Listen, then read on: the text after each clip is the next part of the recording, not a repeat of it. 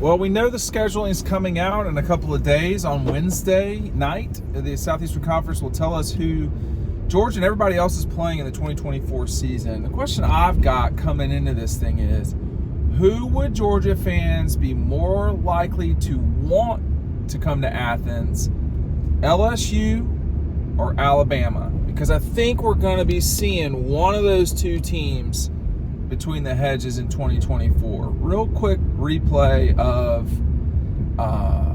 the circumstances here. As we all know, in 2012, in come Missouri and Texas A&M, and with them come delays and all sorts of goof ups with the schedule.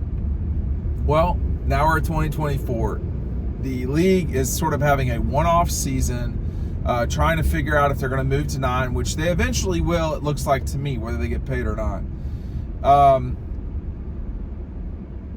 But it gives the league the opportunity to put matchups on that we just don't always see. So Georgia and Alabama have not played in Sanford Stadium since 2015. Georgia and LSU have not played in Sanford Stadium since 2013. So it's been a decade in one case and about 8 years, almost, well, 9 seasons in the other, would be 9 seasons. So I have my suspicion that most Georgia fans would like Alabama to come to Athens more than they would LSU. But every time Georgia and LSU play in Athens, they have a great, these games have been unbelievable games. 1999, you may or may not remember that game. That was Will Witherspoon knocking down a 2-point conversion for LSU to win it right at the end. That game was nuts.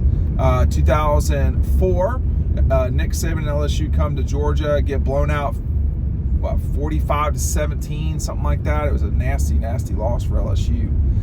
2009, LSU wins that game with a bizarre outcome. You may or may not remember that, where A.J. Green and the Dogs, I think they were up in the game. They were about to beat ranked LSU after a really rough start to the season in 2009.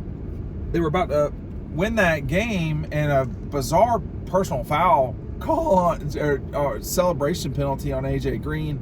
Eventually, LSU comes and scores a touchdown with just not a lot of time to win it, et cetera, et cetera. And then 2013, which was one of the best games in Sanford Stadium history between Georgia and LSU, Zach Mettenberger, Aaron Murray, throwing it all over the place. Make sure you're picking up our 2023 preview. Remember last year's?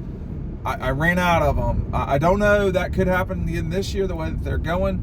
You pick that up today, or and you can get it at Red Zone, as we know. You pick it, you get, if you buy Double Dogs today, you will get the 2023 magazine with it. So take advantage of that while you can.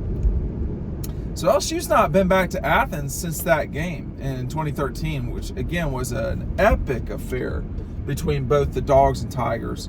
An amazing September, in Sanford Stadium that year, when Georgia beat number 6 South Carolina, and I think LSU was number 6 as well. So not back-to-back games, but very close to one another. Alabama in Sanford, that's not happened a lot over history either, and you're going to have to bear with me here on some of these dates. 1990 was a great game in Athens. Georgia winning that game late 18-17, something like that, maybe 18-15, a real tight fight with Georgia and Bama. Neither team was good that year in 1990, actually. A few years later in 95, Georgia lost that game. Well, one of the games they lost 10-0, one of the games they lost 31-0. I can't remember which of those back-to-backs it was. They didn't play again until 2003 in Athens. Of course, the 2002 game was an epic affair at Bryant-Denny, man enough game. 2003, Georgia really just took Alabama's face and smashed it into the dirt over and over again. So that was, a really good Georgia team playing an Alabama team and program that was just vastly overmatched at that time. Then in 2008 and 2015, both very similar outcomes of games that were very hyped and wound up being lopsided Alabama wins, although one worse than the other. I would argue that the 8 game was not nearly as bad as the 15 game. The 15 game was just a total nightmare on every level. You're sitting there getting rained on and all this stuff. So it was bad news for Georgia that day. We've not seen these two teams play in the regular season very much, Georgia and Bama. Obviously, Georgia lost in Tuscaloosa in 2020. Nothing to really be ashamed of, I don't think, on that one. Just a really good Alabama team that went on to win a national championship, beating a Georgia team that was going through 3 different quarterbacks in a season. The problem that the SEC has gotten itself into, if you want to call it a problem, is we don't see these matchups. We don't see these marquee classic matchups. Georgia, Alabama, Georgia, LSU. Those two teams years ago, those 3 programs, they used to play one another far more often. Back in the day, the SEC played a 6-game schedule to determine a champion. There was no championship game. It's much harder to win the SEC now than it ever was when Vince Dooley was coach, or most of Ray Goff's time. So the conference has changed, and that's obvious and evident. What is,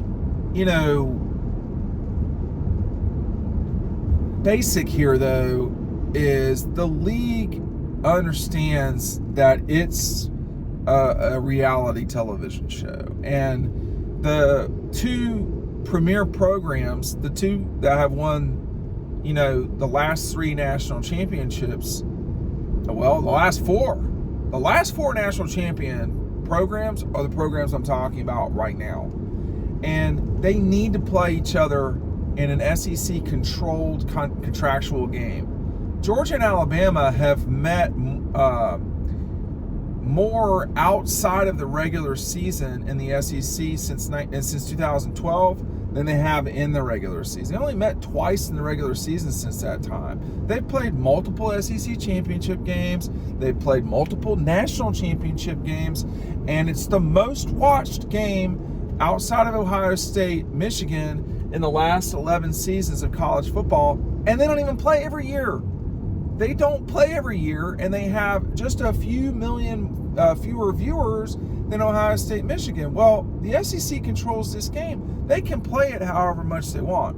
So my suspicion is that you'll see Georgia, Alabama probably in Athens. If you don't see that, you'll see Georgia, LSU in Athens. One of those 2, if they're not coming to Georgia, there's some explanation. I'm not one of these folks that feels like this conspiracy, for Alabama and against Georgia, all that stuff. The SEC doesn't care. Let me just debunk that right now. They don't care. They don't care. They're not for Alabama. They're not against Georgia. They're for Alabama. They're for Georgia. I specifically, before 2022, I was the national championship game against TCU.